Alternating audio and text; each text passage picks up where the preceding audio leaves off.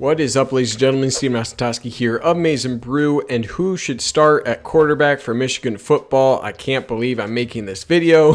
Team is 7-0, right? Just beat Northwestern, way ahead of where almost everyone thought this team would be at this point after a comfortable win this past week, heading into the rivalry week at Michigan State. The dominating argument remains, should QB1 be Cade McNamara or JJ McCarthy? So in this video, we're answering that question, approaching it from all sides here, and let's dive into it. First of all, thank you to all members of the channel. I'll throw your name up on the screen. I appreciate each and every one of you for supporting the channel. This is my last week on the channel, and you guys, again, I really appreciate everything you've done. Throw a like and subscription on the page if you enjoy this kind of work. Even though I'll be gone, I'll appreciate it regardless. All right, here's the agenda for today. I'm going to give the full picture of both quarterbacks here. I'm going to address some of the more popular arguments that are out there in regards to this topic, and then I'll give my final verdict. Of course, throughout, there's going to be highlights, there's going to be graphics, so pay attention here.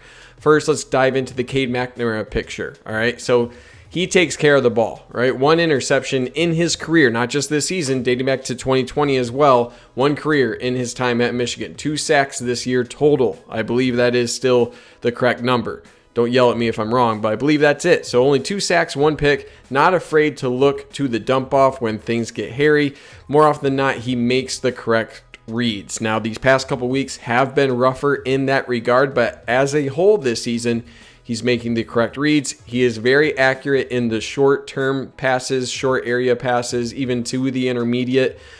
He does flash the ability to hit intermediate throws, especially on the outside. Not always consistent there, but way above average, I would say. So he does have a high floor, but a limited ceiling. So all those things I said in the last list there, that gives him a high floor, but he does have a limited ceiling, okay? Because he's safe, that's why he's pretty much chosen the starter, and I'll get into that a little bit later. But the offense is rarely behind of schedule, behind, in third and long, second and long, because of the lack of sacks that he has and his quick decision making. He doesn't set up the defense poorly with turnovers either. He defines the game manager definition of a quarterback, right? His arm talent is fine. It doesn't pop out, but he set a bunch of records in Nevada and has the capability to make almost every single throw. Now, he isn't a make plays quarterback, okay? The deep ball has struggled these past couple games. I'm not going to gloss over that. There were multiple opportunities to really break this game wide open, a couple passes in the first half as well, and he didn't capitalize, okay? So he also does fail to throw guys open in certain scenarios, on those deep balls, in some other scenarios. That is a thing to watch moving forward. And he's definitely not a running quarterback. And this isn't something to gloss over, right? You have to put an asterisk next to this, because whether coaches aren't giving him an option or he really is missing those reads, that's a debate that I think is separate from this video. But when the play breaks down, more often than not, he would be one to throw the ball away rather than scramble, just because his legs don't really give him that opportunity. So they're not scheming up ways to utilize his legs either because of that limited skill set. All right. Now let's go over to the JJ McCarthy picture. All right. He oozes talent, right? That's thing that he's 5-star. That's thing you just know about JJ McCarthy when you say his name. He has a pretty deep ball. Okay. We have seen throughout the season, especially Dalen Baldwin, dude's got a gifted arm, seemingly has an affinity for that deep ball from what we've seen thus far. And he surely does have the arm strength to throw every ball across the field and has the ability to put touch on the ball. So no arguments there from his talent. His legs are also a big-time threat, right? Michigan ran a designed QB draw with him. He makes guys miss when he's on the run in a scramble situation as well. He's got that improvisation ability that kind of goes with that skill set. If a play does break down, he can extend it extremely well, a little bit similar to Shea Patterson in that regard. Now, the negatives. He does miss some reads and throws. His read progression really is not there. I'll show an example later, but he's not quite up to speed, which you can expect from a true freshman, right? He has the arm to throw every ball, but still some accuracy to work with. He had an impressive throw to Sainristil in this past game against Northwestern that I'll show on screen. Missed that same throw a bit earlier in the game to Cornelius Johnson. There was actually an out route that Cade McNamara completed, and then on the very next play, they had JJ McCarthy come in, and he missed that same exact throw, right? So I'm not saying this is in every case scenario, but there are some inconsistencies with his arm that still need to be worked through. And then there are a lot of questions, right? We have a smaller sample size overall. Again, he is a true freshman. The variance in play is likely much, much larger. And there's questions about his ability to read defenses, just a bit of a wild card, okay? A lot of that is to be expected, but can't be overlooked when deciding between these two quarterbacks. So I'm going to pull up this graphic that I created here. It's pretty rough, so give me a break here. But the shaded area in the middle here displays the top end and bottom end offensive production potential. And I'm going to have two ranges here showing what I think is the reasonable expected production from each quarterback overlaid on that potential offensive production. Okay, so McNamara here has the smaller range, which limits the ceiling overall of the offense, but raises the floor of the possibility there.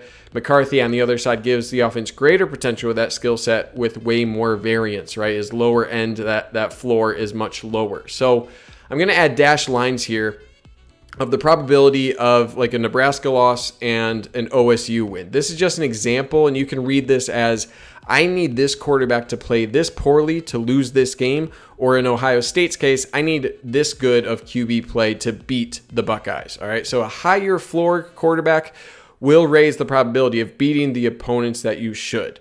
Right, the probability of them playing below that line in where a Nebraska game results in a loss, that's way less likely. A higher ceiling quarterback may be your only shot of getting close enough to that offensive potential ceiling there of beating the best opponent on your schedule, which is looking like Ohio State. Okay, I say maybe because I still think the OSU game is way more about the defense than the offense, but that's a discussion for a different day. Final thing to mention within this graph, if you throw darts, right? I'm throwing darts Monday, Tuesday, Wednesday, every day of the week. So I got 7 darts, I'm throwing that. Where do those darts land on the specific ranges for each quarterback, McNamara versus McCarthy? I am betting that throughout practice, in each game, week to week, you throw that dart for McNamara, you're going to get a pretty close range there. It's going to be a pretty precise area in which that dart lies on his side of this chart. You throw that on McCarthy's, I bet you're all over the place. Some days I bet he's really flashing. Other days he's probably missing some, right? And that's a bet of mine that I think is also really, really important to consider on the coach's decision on which one to go with, okay? Now let's go into some popular arguments that I've seen. Okay, this first one, Michigan won't beat better opponents without a higher ceiling at quarterback. In a certain sense, that could be true, okay? I will provide here a couple of observations that may disprove this theory, okay? Indiana outgained Michigan State by 80 yards. Indiana also had 3 turnovers and lost the game 20-15, right? So in that case, not taking care of the ball resulted in a loss, right? A close loss to Michigan State. Nebraska outgained Michigan State by almost 200 yards. Also gave the ball away 2 times and lost 23-20, okay? Illinois, they beat Penn State 395 total yards. 90% of those were on the ground, okay? And that's even with the Illini committing 3 turnovers. So I'd argue regardless of QB, I don't think many teams are beating Ohio State right now. But when you look at Michigan State and Penn State, the other 2 main opponents that are towards that ceiling that Michigan needs to hit to beat those programs, we have examples of teams not putting up the best offensive production and still almost winning that game. So I would argue against the need for needing your higher ceiling QB against Penn State and Michigan State. Against Ohio State, I'll concede you have a pretty strong argument, but again, I still think there's defensive arguments that take precedence there. All right, second argument here. Need to get McCarthy in the game now. He is the future. Even with a loss, we live with that, and he can grow so that next year he'll be prepared. You play who you think wins the game for you now, okay? Even if McCarthy is the future, which is a fair statement, that doesn't mean he's the guy today, okay? You have to practice to prepare for games, and you have an offseason to prep for an upcoming season. It sounds like a ridiculous argument if you take that to any non-QB position. Hey, let's throw in a freshman defensive line. He's going to be the future of that position. It's pretty silly, right? There's a lot of development that goes into these positions. Quarterback is no different than any other. And you would argue that the mental aspect of quarterback takes the longest of any position to really get comfortable and be a positive influence in that system. So that's my take on that argument. Okay, so the verdict. Where am I at? What do I think? It took 10 minutes for me to get here, but I think the first point here is people discount the things that Cade McNamara does well way too much, okay?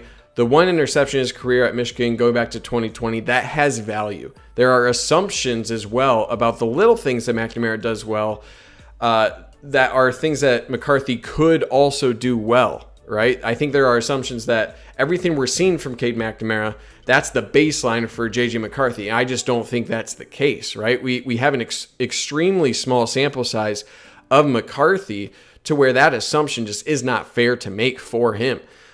We have views into some of those throws that McNamara makes regularly that McCarthy hasn't shown. And that's just something that I think people assume that is not fair to assume. I think there's also a lower ceiling with this wide receiver room in general. So McNamara, I think, receives the brunt of the blame on some of that. Even on that interception against Nebraska, there's an argument that the wide receiver should have shaded into that area where the pass was thrown. Right, on a couple deep shots, there were some misses against Northwestern here from Sainristil, a couple other guys, where they either went through the hands of the receiver or slight misplays by wide receivers with the ball in the air, right? Jumping before the ball got there before, maybe potentially they could have ran underneath the pass, right? So these are little things that are not going to change whether McCarthy's in the game or McNamara. And that's just kind of my opinion on that area as well. So third point here, the offense still runs through the running backs. That's the identity of this team. That's, with this offense, you have one of the best running attacks in the country, probably two of the top 10 backs in the country. I'd argue two of the top 5, honestly. That's not going to change with who's at quarterback. With the identity of this offense, your quarterback choice should be focused on management and not flash. Who sets these running backs up well to maintain drives? And that's why a QB manager rather than a flashy QB is probably the right decision.